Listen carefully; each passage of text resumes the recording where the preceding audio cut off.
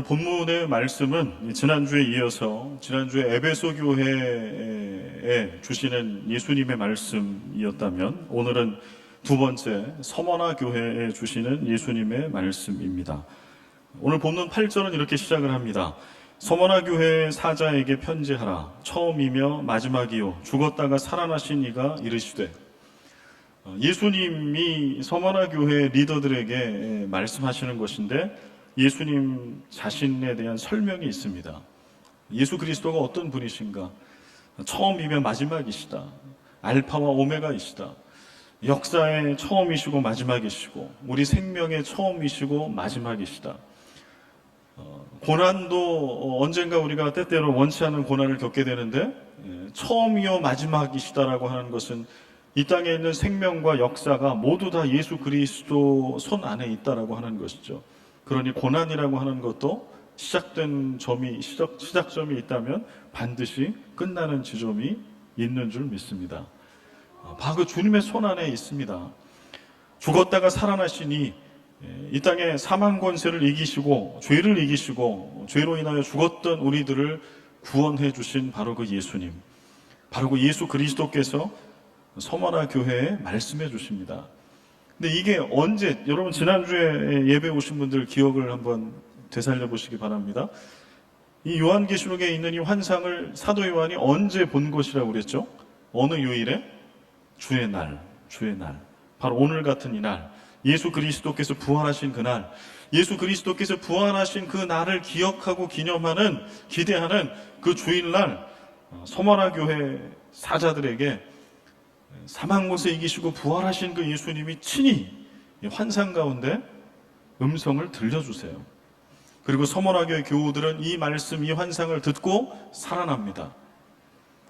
오늘 마닐라 새생명교회 예배당에서 예배를 드리고 또 제가 말씀을 선포하고 있는데 이것이 한낱 인간의 넋두리가 아니라 부활하신 예수 그리스도께서 들려주시는, 우리를 낙심한 가운데 다시 한번 소망을 주시고 또 절망 가운데 있는 이에게 다시 살아남을 주시는, 병든 이가 낫게 되는 이러한 생명의 말씀이 저는 통로요 도구요 예수 그리스도께서 오늘 우리들에게 그 말씀을 전해주시는 줄 믿습니다. 그 주님의 음성을 여러분 들으시기 바랍니다. 서머나 교회 교인들이 들었던 그 음성을 오늘 우리 모두 다 듣고 그 주님의 음성에 화답하는 복된 주의 날 되기를 축복합니다. 서머나 교회도 에베소 교회와 좀 비슷한 점이 많이 있는 그러한 교회, 그런 도시 환경을 갖고 있었습니다. 에베소로부터 북쪽으로 한 50여 킬로미터 떨어진 곳에 있는 도시고요. 아름다운 항구 도시. 또 오늘날에도 이 서머나는 이즈미르라고 하는, 터키의 이즈미르라고 하는 도시인데 이스탄불, 앙카라에 이어서 오늘날에도 터키의 3대 도시에 해당하는 곳이 바로 옛날의 서머나입니다. 그러니까 에베소 못지않게 부유한 항구 도시였고 또 사는 인구가 수십만 명에 달할 정도로 국제화된 그러한 큰 도시였습니다.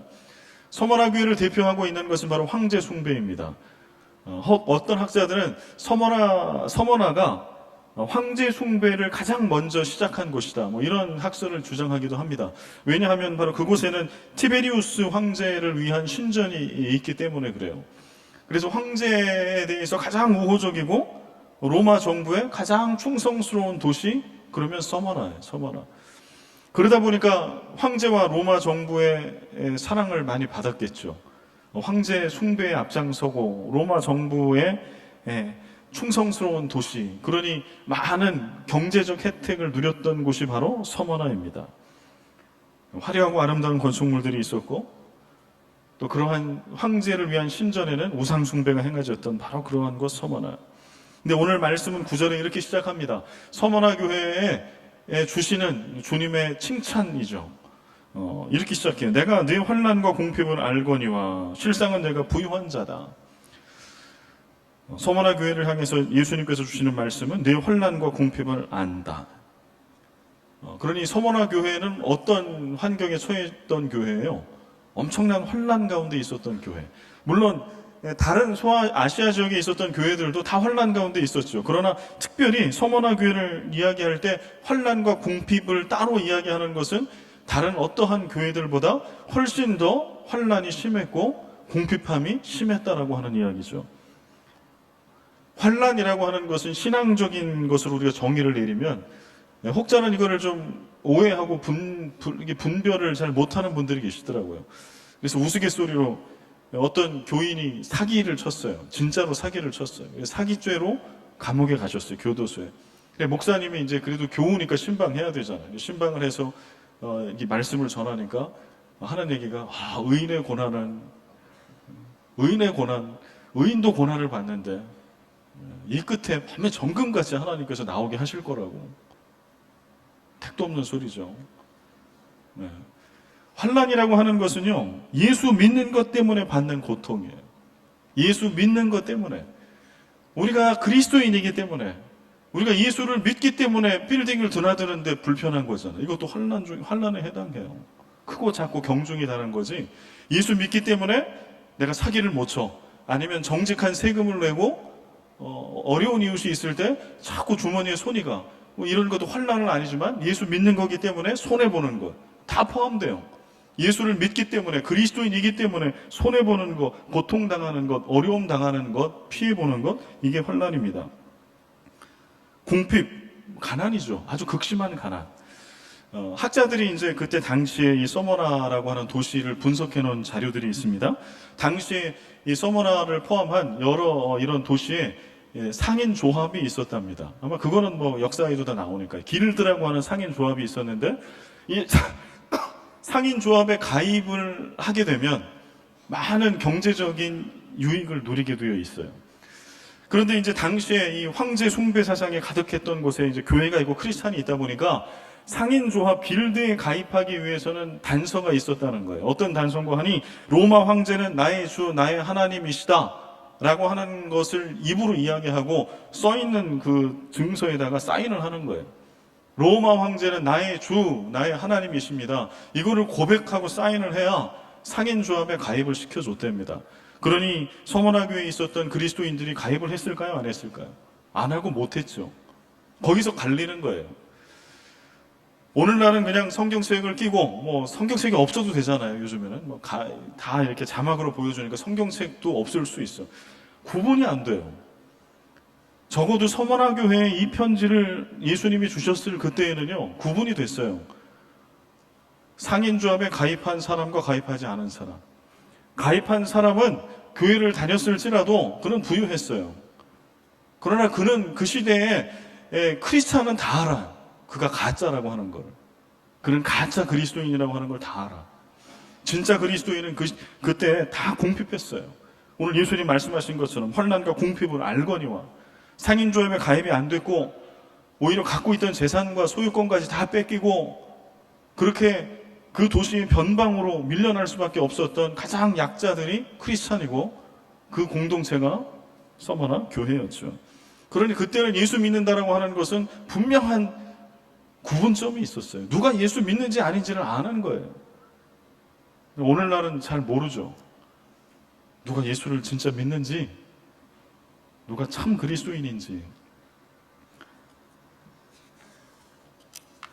황제 숭배의 혈안이 되어 있고 가장 앞장서 있는 그 서머나라고 하는 도시에 밖으로 보여지는 것은 아주 많은 돈과 물질들이 차고 넘치는 풍요로운 아름다운 항구도시, 국제도시였으나 그 안에 살고 있었던 참된 그리스도인들은 극심한 궁핍함, 가난에 찌들 수밖에 없었던 그러한 사실이에요.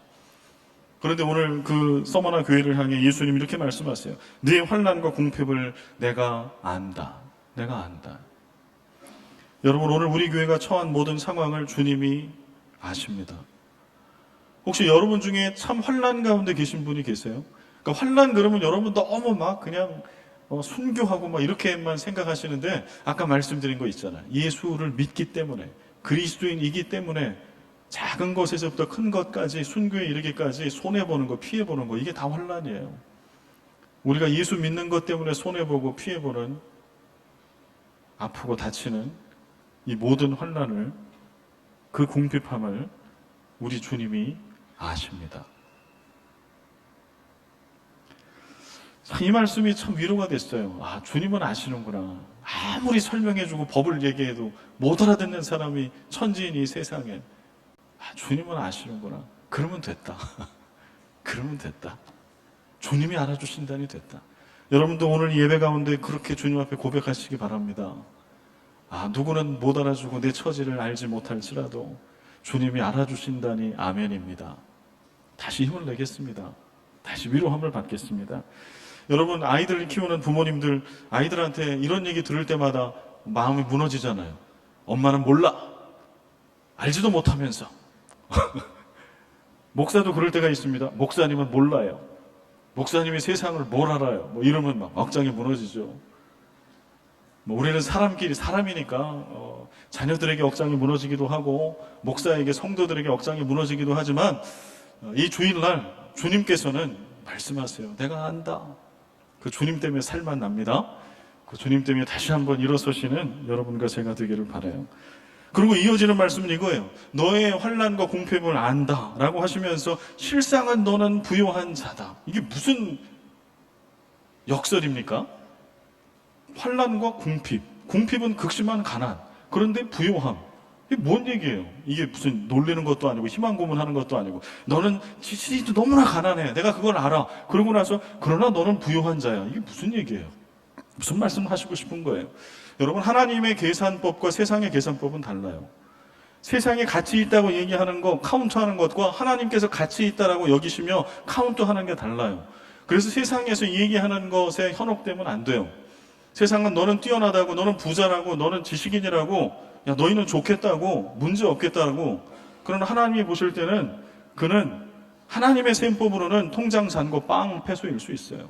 그 얘기하는 거예요.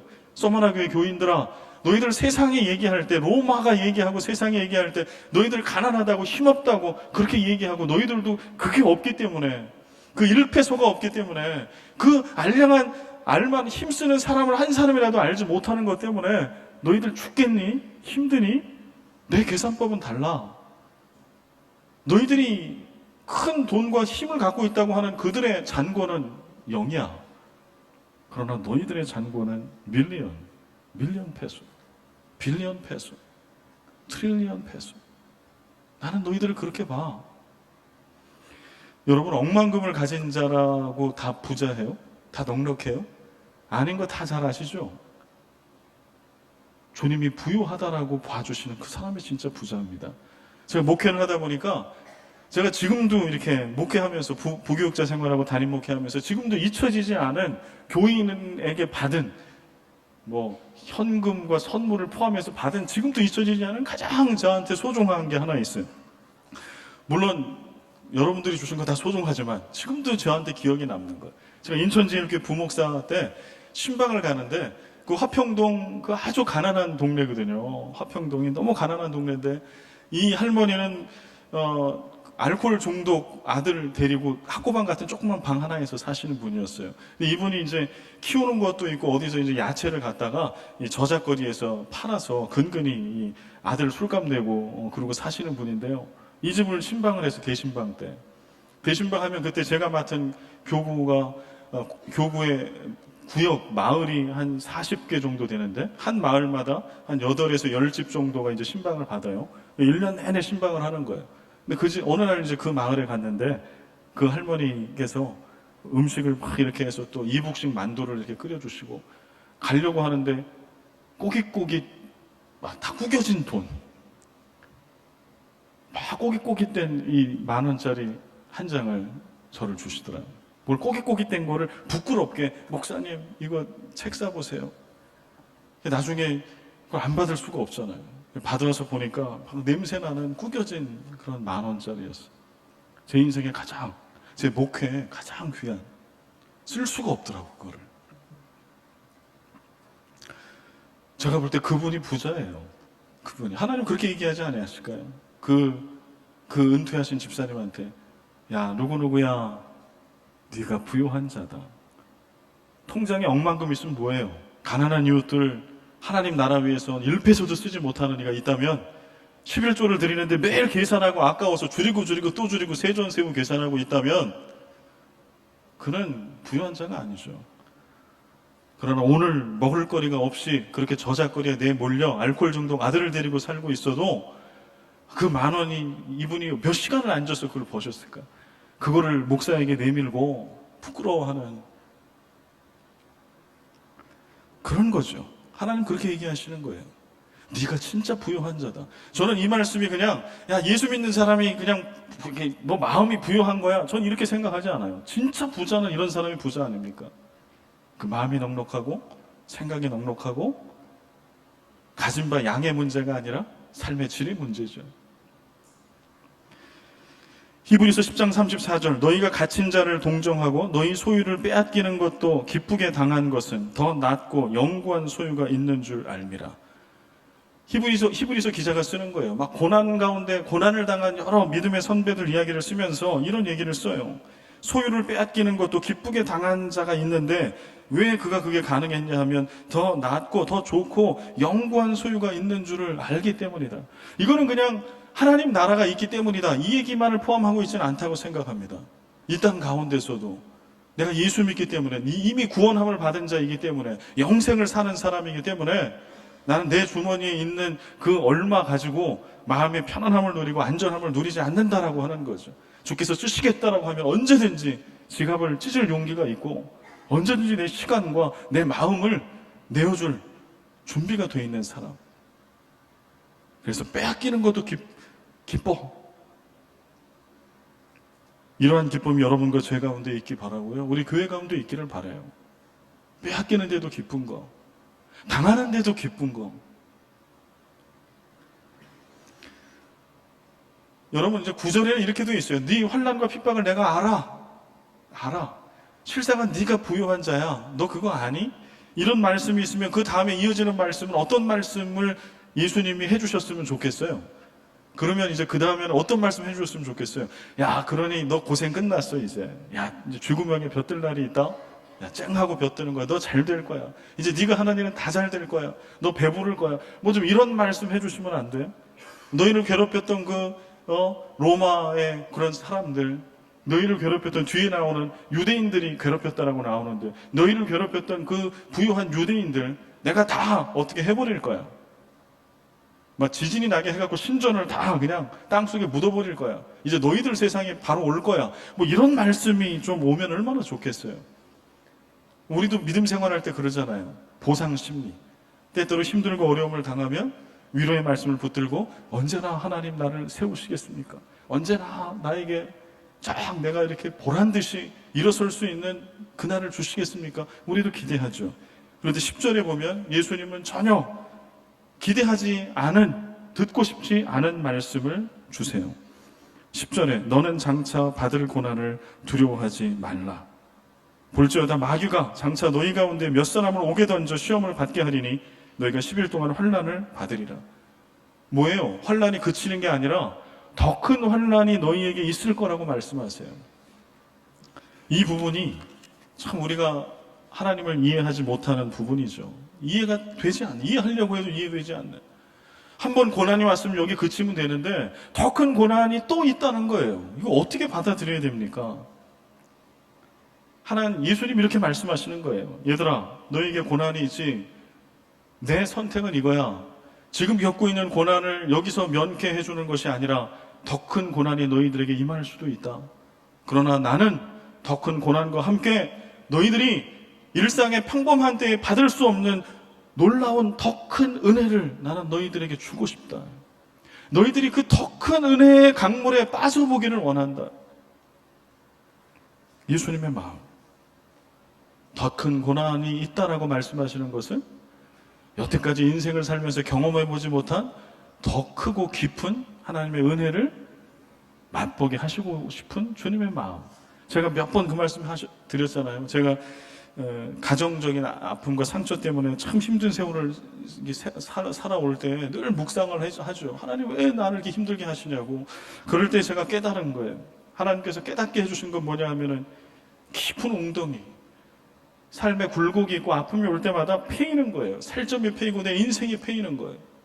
그런데 그 깊이 패인, 그래서 그때는 아팠던 그 웅덩이에 하나님이 어느 날 은혜를 부어주시더라고요. 은혜를 채워주시더라고. 그러니 그 아픔과 아픔의 골짜기가 옅으면 옅을수록 내가 맛볼 수 있는 은혜는 적잖아요. 아직도 연소하지만 짧은 제 인생 가운데도 그 깊은 인생의 아픔, 다시 돌아가서 또 그걸 겪으라고 하면 겪고 싶지 않은 그 아픔이 이제는 제게는 은혜예요. 은혜예요. 바꾸고 싶지 않아요, 누구와도 그 아픔을. 그 아픔은 제게는 은혜이니까. 서머나교회 교인들에게 그렇게 말씀하시는 거예요. 얘야, 하나님의 빅피처. 우리는 보는 것이 요만큼밖에 못 보지만 하나님은 빅피처를 보시잖아요. 큰 그림을 보시잖아요. 얘야, 지금 힘들지? 죽지 않아. 내가 너를 지켜. 더 큰 고난이 또 올 거다. 그러나 너 그 고난을 통해서 여태까지 맛보지 못한 하나님의 나라의 그 소망을 너희가 맛보게 될 거야. 난 네가 그것을 맛보기를 원해. 그래서 이 지옥 같은 이 세상에 매일매일 콧노래를 부르며 찬양을 부르며 더 뺏기더라도 즐거워하며 살아갈 수 있는, 그래서 마침내 부활한 재림의 때에 나를 또 만나는 그런 너희들을 보고 싶어. 이게 예수님의 마음이죠. 오늘 본문에도 두려워하지 말라라고 하는 서머나 교회에 주시는 위로의 말씀이 있는데, 성경에는 두려워하지 말라라고 하는 말씀이 여러 군데 나오는데요. 이거는 무슨 도식 같은 거예요. 두려워하지 말라라고 하는 말씀이 나오면 항상 뒤에 따라오는 말씀이 있어요. 두려워하지 말라? 그럼 뒤에 뭐가 따라와? 여러분 상상해 보세요. 어떤 말씀인지. 이사야 41장 10절. 두려워하지 말라? 내가 너와 함께 함이라. 제가 군대 입대할 때 제 큰댁 형님이 이 말씀을 저한테 주셨어요. 군대 생활하는 내내 제 33개월 공군 진주 교육사에 있으면서 공군을 제가 다녔는데, 그 33개월 군복무할 때 늘 암송했던 말씀. 지금도 예를 들어서 병원에 큰 수술을 앞두고 있는 교우들이 있으면 저는 이 말씀을 드려요. 이거 꼭 읽으십시오. 암송하십시오. 태어나는 동안에 암송하시라고. 두려워하지 말라. 내가 너와 함께 함이라. 굳세게 하리라. 도와주리라. 붙들리라. 우리 주님은 그냥 공짜로 립 서비스로 두려워하지 마. 야, 너 믿음이 있으면 다 이길 수 있어. 왜 이렇게 믿음이 없어? 이렇게 말씀하지 않으세요. 두려워하지 말아라 라고 하시고는 반드시 내가 너와 함께 할 거야. 예레미야 1장 8절. 나는 아이라. 하나님 나를 택하신 거, 부르신 거 실수입니다. 나는 그 일을 못합니다 라고 얘기할 때 예레미야 선지자를 통해 하나님께서 주신 말씀, 너는 그들 때문에 두려워하지 말라. 내가 너와 함께하여 너를 구원하리라. 예레미야 선지자가 이 말씀을 아멘으로 받았죠. 그래서 나라와 민족이 바벨론에 의해서 처참히 찢기고 상하고 빼앗기고 애굽으로 또 그가 포로로 잡혀간 그때라도 끝까지 그가 울지언정 주님을 놓지 않았던 힘은 여기 있었어요. 두려워하지 말라. 내가 너와 함께함이니라. 로마서 5장 3절에서 4절 우리가 잘 아는 말씀이죠. 같이 한번 읽어볼까요? 시작.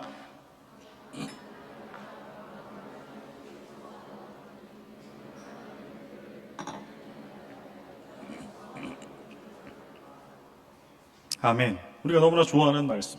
환난, 인내, 연단을 거쳐야 마침내 하나님의 나라의 소망에 도달하게 된다. 그 소망을 맛보게 된다라고 하는 거예요. 이 땅 가운데서도. 이게 얼마나 기가 막힌 말씀입니까?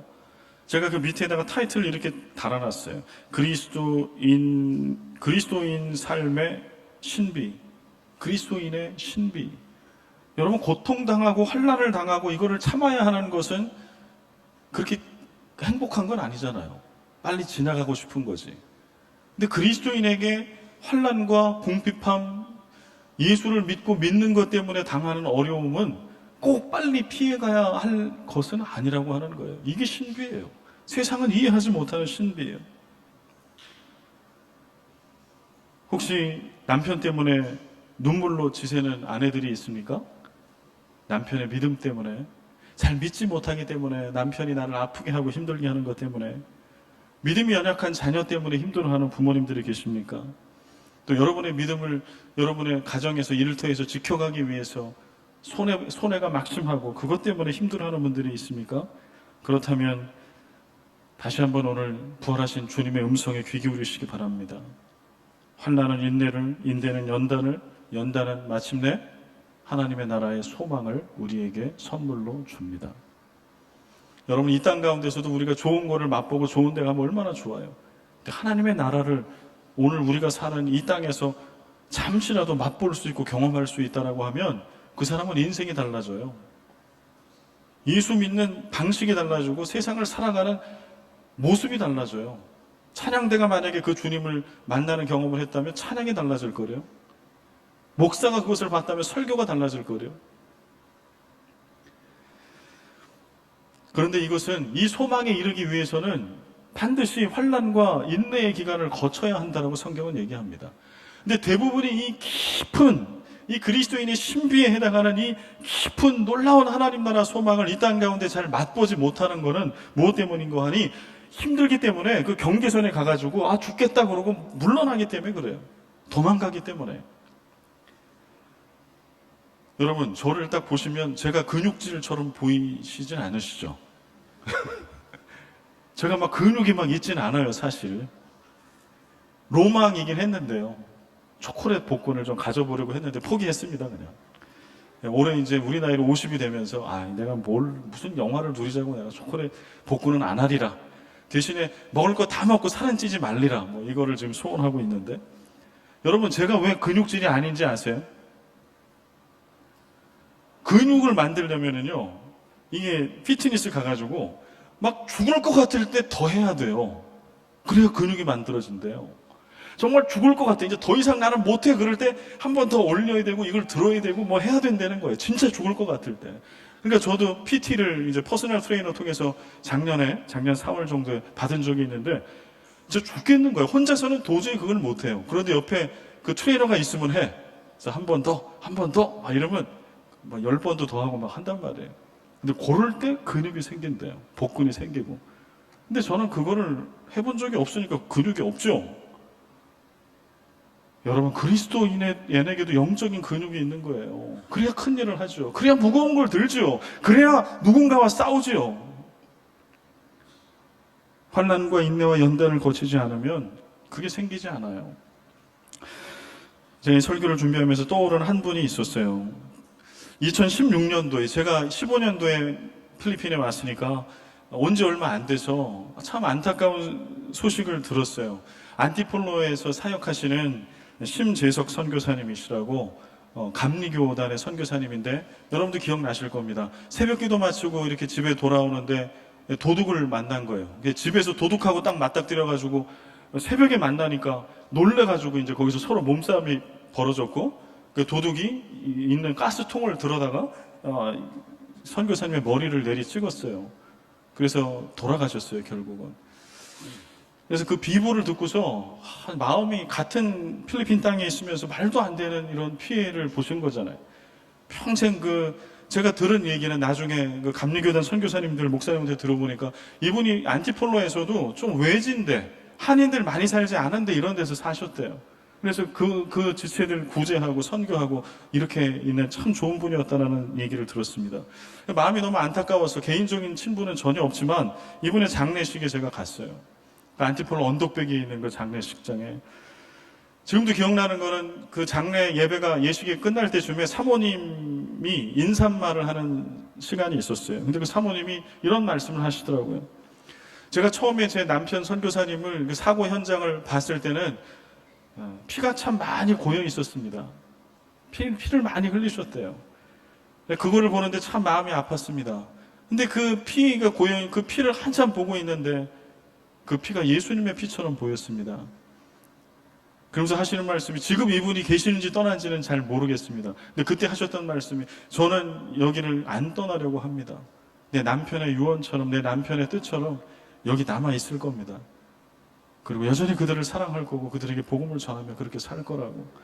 저는 그 사모님이 그곳에 계속 남아 계신지는 모르겠으나 물리적으로 몸이 남아있든 떠났든 그게 중요한 게 아니라 그분은 지금도 어느 곳에 서든지 하나님 나라 먼저 가신 남편의 그 뜻을 이어받아서 고난과 핍박이 있어도 그것을 통과해 가면서 어제 내가 빵을 나눠주고 내가 어제 밥을 주고 돈을 줬던 그에게 맞아 내 남편이 죽었어도 다시 그곳에 들어가서 내가 복음 전하겠다라고 하는 엄청난 영적 근육을 갖고 있는 영적 거인.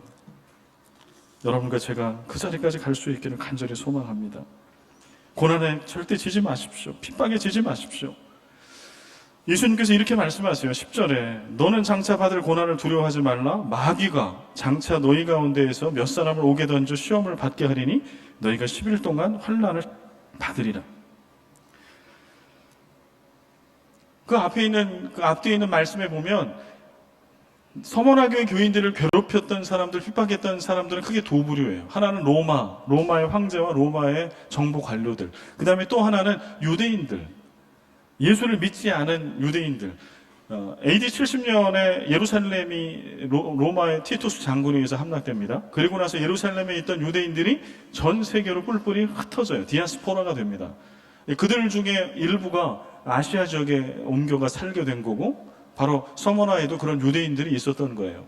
그들은 크리스찬은 아닌 유대인들이죠. 근데 이들이 유대인들이 재리의 박사나요.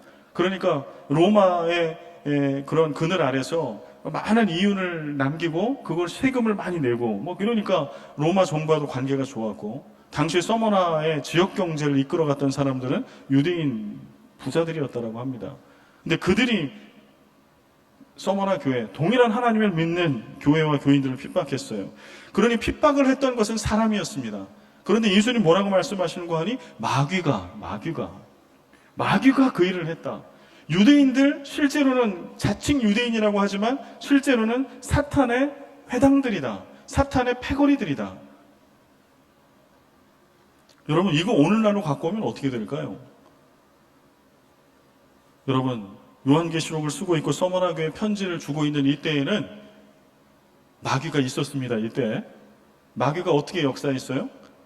마귀가 가난하게 만들었어요.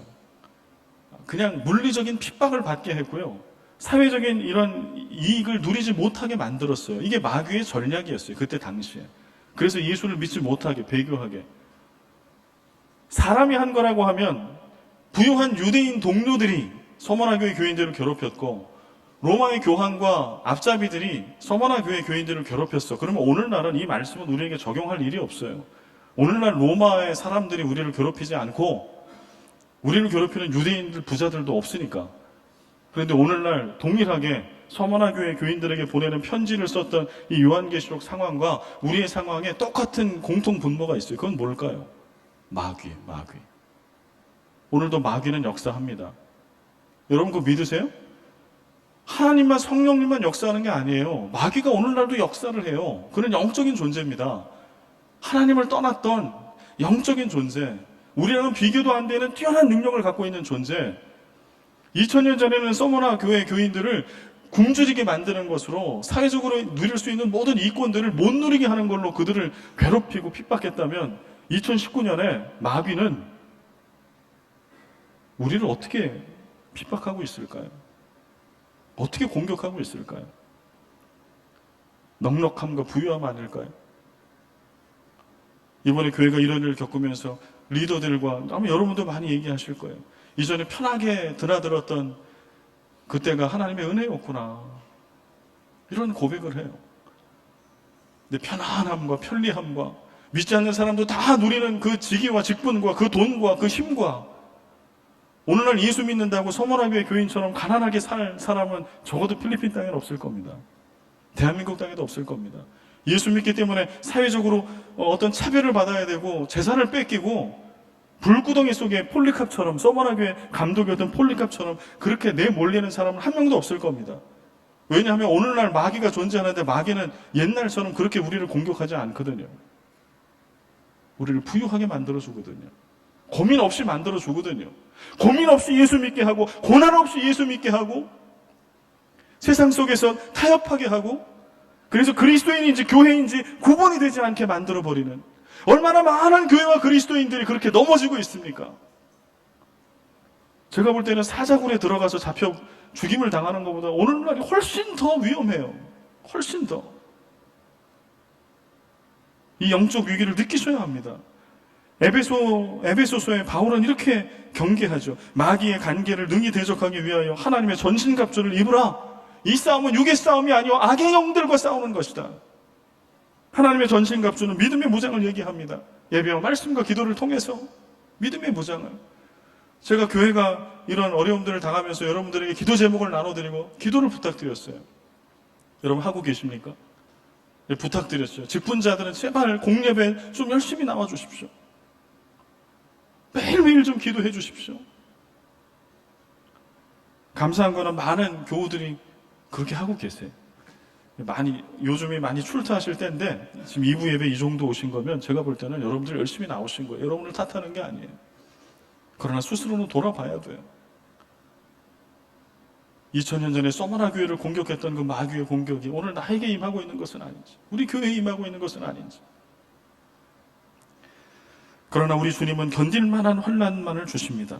10절에 너희가 10일 동안 환난을 받으리라. 마귀가 앞장서서 감옥에 넣기도 하고 환난을 주지만 10일 동안, 이건 물리적으로 10일이라고 해석하기보다는 일정한 기간, 반드시 끝이 있다. 이겨낼 수 있는 끝이 있는 그 어려움을 주신다. 믿음만 있으면 우리가 이길 수 있다. 그리스도인은 고난을 통과해가며 강해집니다. 진짜 그리스도인이 됩니다. 진짜 그리스도인이 됩니다. 여러분, 운동선수들, 오늘 새벽에 우리 U20 자랑스러운 우리 국가대표 우크라이나하고 축구했잖아요.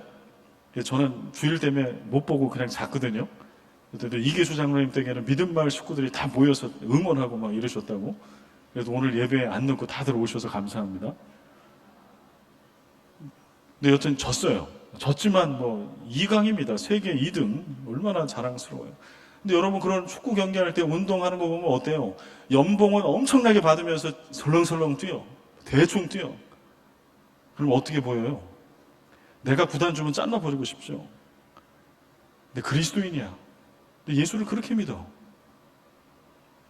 그리스도인이 그렇게 맥없이 살아요. 저는 그리스도인은 프로페셔널이라고 생각하고 믿습니다. 목사만 프로페셔널이 아니라 그리스도인은 복음의 전문가들, 십자가의 전문가들, 그렇게 살아야죠.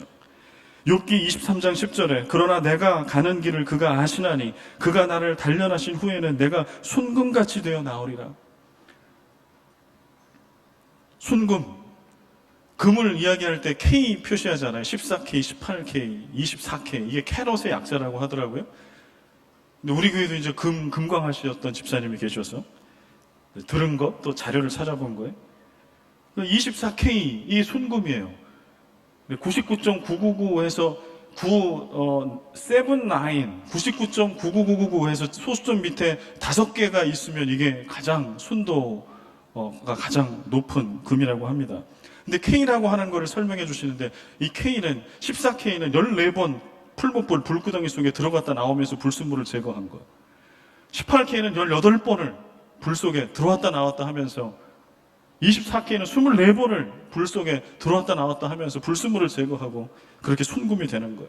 동광석 50톤을 갖다가 그 재련 작업을 하면은 1kg 골드가 하나가 나온대요. 50kg을 24번을 왔다 갔다 불구덩이를 들어갔다가 불순물을 다 태우면, 그런데 그 과정을 거쳐야만 가치 있는 순금이 돼요. 그 과정을 거쳐야만 하나님이 쓸만한 그리스도인다운 그리스도인이 됩니다. 그 과정을 통과해야만 교회다운 교회가 되고요. 그 과정을 통과해야만 목사다운 목사, 선교사다운 선교사가 됩니다. 마지막 10절 말씀에 내가 죽도록 충성하라. 참 하나님의 솔루션은 때때로 이해가 안 될 때가 많아요. 너 고난, 너의 환난과 핍박 다 알아. 마귀가 한 거야. 내가 함께 할 거야. 그러고 나서 마지막에 예수님이 주신 솔루션은 뭔지 아세요? 죽도록 충성하라. 이게 솔루션이에요. 죽도록 충성해.